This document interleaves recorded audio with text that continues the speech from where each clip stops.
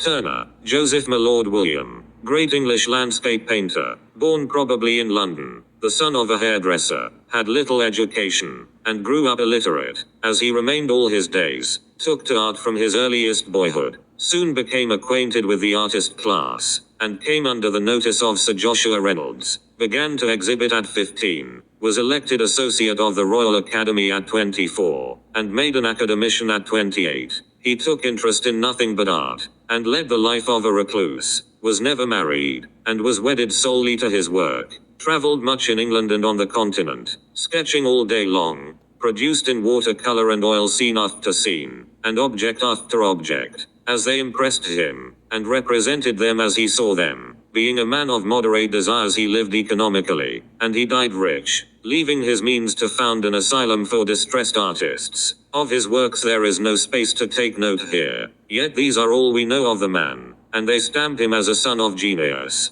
who saw visions and dreamed dreams. He early fascinated the young Ruskin. Ruskin's literary career began with the publication of volume after volume in his praise, and in his enthusiasm he characterized him as the greatest painter of all time. 1775 to 1851.